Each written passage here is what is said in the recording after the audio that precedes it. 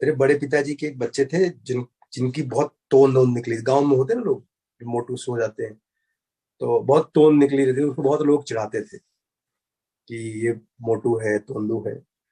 तो my dad was very positive and very optimistic. So वो उसको समझाने के लिए बोल रहे थे कि तोंद निकलना कोई खराब बात नहीं है।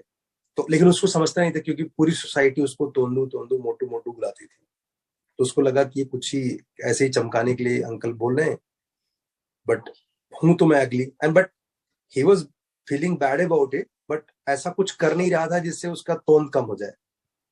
समझे ना, ये ऐसे टाइप के एक अलग टाइप के लोग हैं जो उसको रिपेयर करने के लिए कुछ नहीं कर रहे, खाली they are feeling bad about it. तो एक दिन फिर मेरे डैड ने उसको बताया, भाई साहब तुम तोंदू हो ये कोई तुम्हारी कमजोरी नहीं है, बस तुम गलत जगह पे हो। कैसे? तुम्हें पता है there are South African countries जहां पर सबसे सुंदर वर उसी को माना गया जिसकी तोंद है। तुम गूगल कर लेना, मिल जाएगा। मतलब साउथ अफ्रीका में कुछ एक कंट्री है, मुझे एग्जैक्टली याद नहीं, डैड ने उस टाइम बताया था। तो जहां जो जितना घनघोर तोंदू, जिसका जितना बड़ा टंकी निकला है, वो उतना ही सुंदर और प्यारा वर है। मतलब समझ गया ना? तो वो दिखाया, उसको फोटो दिखाया कि देख तुम तू खराब गलत आदमी नहीं है, तू गलत जगह है। तो ऐसे ही होता है जब आपके मेंस में परसेंटाइल कम आते हैं, तो पूरी सोसाइटी आपके अगेंस्ट होती है। तो you are not wrong, you are at wrong time और रॉन्ग आप गलत लोगों के बीच में पड़ गए हो। तो इसके लिए आपके जो थॉट्स आते हैं वो करप्ट ही होने वाले हैं। तो उससे बचने का एक सिंपल सा साधारण सा आंसर है कि जब भी आपको लगे कुछ सफोकेटिंग लग रहा है और काम बन नहीं रहा है, तो उस टाइम पे आप ये समझ लो कि आईआईटी जो एग्जाम लिख लिख के लिए आपको बुला रहा है, उसका क्या पर्पज है। अगर ढूंढोगे तो आपको अभी करप्टेड आत्माओं के लिए तो यही लगेगा कि बुला रहे हैं साहब ह्यूमिलिएट करने के लिए, कि जाओ तुमसे नहीं होगा, तुम आओ, मैं तुम्हें साबित कर दूंगा कि तुम अच्छे नहीं हो और तुम्हारा आईआईटी में नहीं होने वाला है। इसीलिए वो एग्जाम लिख रहे हैं, कंडक्ट कर रहे हैं। जबकि उनका मेन पर्पस ये है कि उनको 4 साल आपको जो वहां पर सिखाना है, क्या आप वो सीखने के लिए जो जरूरी चीजें होती हैं वो आपके पास आ चुकी हैं। वही फिजिक्स केमिस्ट्री मैथ्स है, नॉर्मल। अगर ये आपको आती है तो पधारो हमारे देश, अगर ये आपको नहीं आता तो ना आना इस देश लाडू। बहुत सिंपल सी बात है। मतलब अगर आपको फिजिक्स केमिस्ट्री मैथ्स इतना आता है कि इंजीनियरिंग में जो 4 साल सब्जेक्ट सिखाया जाता है वो आप अच्छे से बिना फंबल मारे काम कर सकते हो, बिना फेल हुए वहां पर, तो यू आर इन। और ये सिर्फ आईआईटी के लिए नहीं, तो हर एक इंजीनियरिंग को, अगर आपको इंजीनियर बनना है और आप चाहते हो कि आपका ब्रिज उद्घाटन के पहले ना गिर जाए, है ना, वैसा वाला इंजीनियर नहीं बनना चाहते हो, तो आपको फिजिक्स केमिस्ट्री मैथ्स अच्छे से आना चाहिए फिर तो। मतलब you should feel happy about it कि मैं तभी वहां जाऊं जब मुझे सच में वहां जाने लायक। इट्स लाइक मैं जर्मनी जा रहा हूं और मुझे जर्मन नहीं आता है, तो क्या करूंगा, मैं वहां सरवाइव नहीं कर पाऊंगा। तो जब भी आपके मन में ये उधेड़ बुन हो कि मुझे जो एग्जाम्स में नहीं आ रहा है वही आईआईटी में आएगा और मुझसे नहीं होगा, या आईआईटी में जो भी आने वाला है वो मुझसे नहीं आएगा, या XYZ क्लासेस के टेस्ट में मैं बहुत ही बुरी हालत में हूं, तो इन सभी का एक ही आंसर है। इस सब सब सब निगेटिव होने के बाद भी एक बात है, 4 साल जो इंजीनियरिंग पढ़ाया जाएगा, मुझे उसको समझने के लिए मैथ्स फिजिक्स केमिस्ट्री आता है।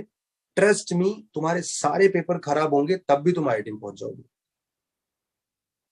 मतलब तुम्हारे ये जितने भी मॉक टेस्ट लिख रहे हो ना, ये सारे खराब होने के बाद भी तुम आईआईटी में पहुंच जाओगे।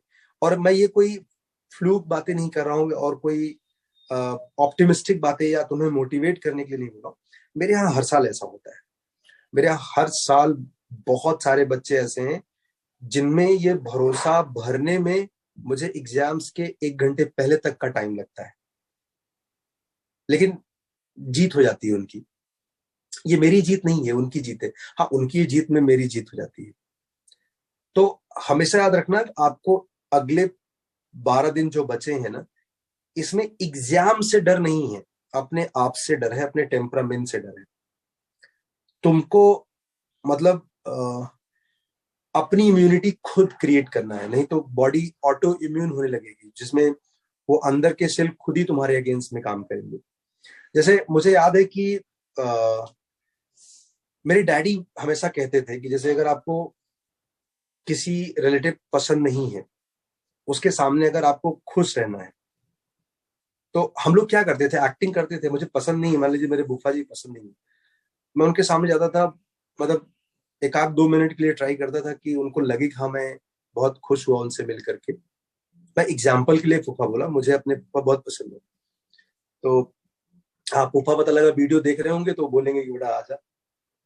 तो फिर धीरे धीरे मैंने ये रियलाइज किया कि वो 1-2 मिनट के बाद, 1-2 मिनट पहले और 1-2 मिनट के बाद का फेस मेरा अलग हो जाता है। मैं खुद अपना फेस नहीं देख सकता, बट मुझे पता है कि अलग हो गया होगा।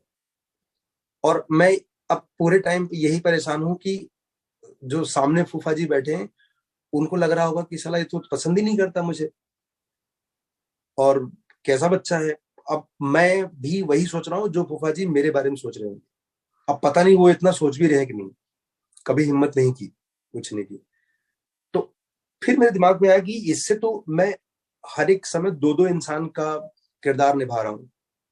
देन आई डिसाइडेड कि ये बहुत डिफिकल्ट है, इसको मेंटेन करना बहुत डिफिकल्ट है। तो सबसे बढ़िया तरीका ये, it is as good as कि आपने ब्रश नहीं किया है और नहाया भी नहीं हो, और आप एक्टिंग कर रहे हो तो आपने नहाया और ब्रश दोनों किया है। तो फिर मैंने डिसाइड किया कि बहुत सिंपल है, सिंपल ही रहो। आप दो शकल दिखाने की कोशिश ही ना करो। अगर तुम्हें लगता है कि वो बंदा अच्छा नहीं है, फिर भी उसके अंदर कुछ अच्छाई होगी, आप उससे प्यार करने लगो। तो जब आप ऐसा करोगे तो आपको एक्टिंग नहीं करना पड़ेगा, और ये बहुत लंबा चलेगा, धीरे धीरे आपकी हैबिट में आ जाएगा। तो जब आप when you are preparing for JEE, अगर आप ये एक्टिंग करने लगते हो कि तुमसे नहीं होगा, तो तुम्हारे पास रीजन भी बड़े लंबे लंबे आएंगे। पेपर नहीं हो रहा है, पीवाईक्यू में सारे क्वेश्चन नहीं आते हैं, और क्लास के लिए टाइम नहीं मिल रहा है, बहुत बर्डन हो गया है, रिवाइज नहीं कर पा रहा हूँ। आपको ऐसे सारे बातें आएंगी दिमाग में, और और भी कनेक्टिंग लगेगा, और डीप रूटेड कि मेरे खानदान से कोई नहीं हुआ है, मेरे जान पहचान का कोई नहीं हुआ, मैं जिस क्लास में ज्वाइन किया था तो क्लास ही बंद हो गया, मास्टर भाग गया, मतलब समझ गए ना। बहुत सारे ऐसी ऐसी बातें कनेक्शन में आएंगी कि मैं जहां पर गया था, मैं जिस इलाके में आता हूँ वहां पर बारिश में पानी भर जाता है। अब मेरे यहाँ तो पानी भी कम आता है, लाइट चली जाती, समझ गए, एकदम नॉनसेंस। लास्ट पार्ट आपका यही होगा कि मैं नहीं कर सकता हूँ क्योंकि ग्लोबल वार्मिंग के लिए ही मैं ही जिम्मेदार हूँ। मतलब आप समझ लो, जितनी बेसलेस बातें थी सब कनेक्ट कर लिया आपने। और अगर आप थोड़े से बिना एक्टिंग वाले फेज से बाहर निकल आओ, अगर आप नॉर्मल भाषा में सोचो, तो आईआईटी में जाने के लिए सारे क्वेश्चन आना जरूरी किसने किसने बोला है? कट ऑफ 30% से भी नीचे आता है, कुछ कुछ सालों में तो 20-25% तक कट ऑफ गया है। अगर आप किसी कैटेगरी में आते हो, अगर आप गर्ल्स में हो, तो आपके पास वैसे ही काफी इम्यूनिटी है। जैसे मान लीजिए फॉर एग्जांपल, अगर कोई बच्चा एससी कैटेगरी में है, तो अगर कट ऑफ जनरल के लिए 100 था, तो एटलीस्ट उसे 50 मार्क्स आने पे भी डर नहीं लगना चाहिए। तो अगर उसे ये पता रहेगा कि मेरे पास ये भी वेपन्स है, मैं आई एम नॉट सेइंग कि he should be only depend on that, but at least उसको जब डर लग रहा है कि मैं कुछ नहीं करने वाला हूं, तो उसे ये वेपन होना चाहिए कि अच्छा, मैं इनके रेफरेंस दिख रहा था, बट मैं तो ऐसे भी कर सकता हूं। जैसे अभी जो अमेरिका में बच्चा है, लंदन में बच्चा है, अगर मान लीजिए वो बेवकूफी करना चाहता है और इंडिया आके किसी कॉलेज में पढ़ना चाहता है, मैं भी उसके साथ सपोज लंदन में बैठा हूँ उस टाइम पे, उसने देखा कि यहाँ पर फीस तो इंडिया में नॉर्मल ग्रेजुएशन के लिए 50 लाख है।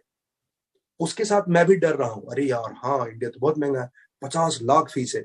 बाद में मुझे मालूम चले भाई मैं तो इंडियन हूँ, मेरे तो 5,000 फीस है, उसमें भी 4,000 वापस आ सकता है। समझ गया ना?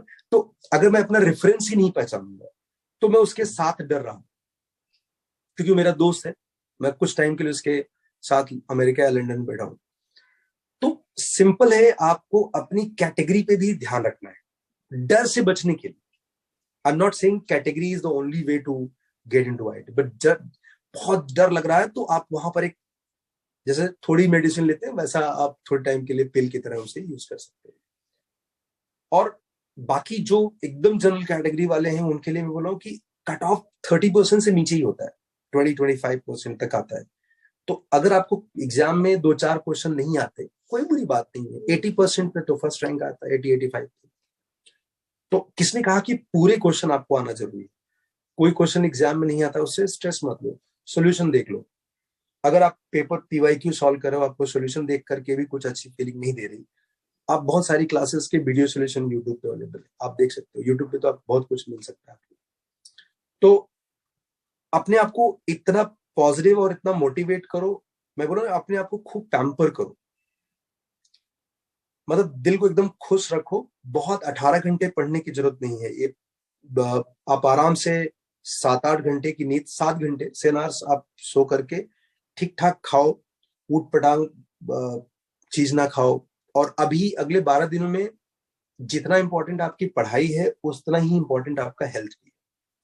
अगर आप बीमार हो गए या मतलब जैसे मुझे याद है कि एक साल एक बच्चे को कंजक्टिवाइटिस हो गया और पूरे टाइम उसका आंखों में मतलब अलग ही दुनिया बन गई उसकी, चश्मा लगा के गया, पूरा फॉग वॉग हो रहा है ऐसा उसमें।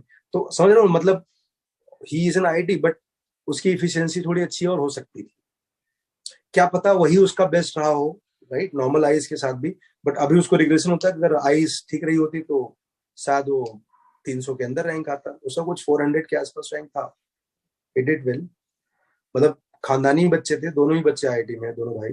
तो आई वुड से कि आप इन सब चीजों को भी अपने प्रिपरेशन का पार्ट समझो, और आपकी जीत पढ़ाई करके कम, अगर आप ये इंश्योर कर लो कि आप डरे हुए नहीं हो, एग्जाम्स के रिजल्ट्स के बारे में अभी से नहीं सोच रहे हो, और जब भी आपको डर लग रहा है आपके पास ये सेल्फ मोटिवेशन के लिए कुछ हथियार है जो मैंने अभी आपको सजेस्ट किया, तो you are very much into IIT.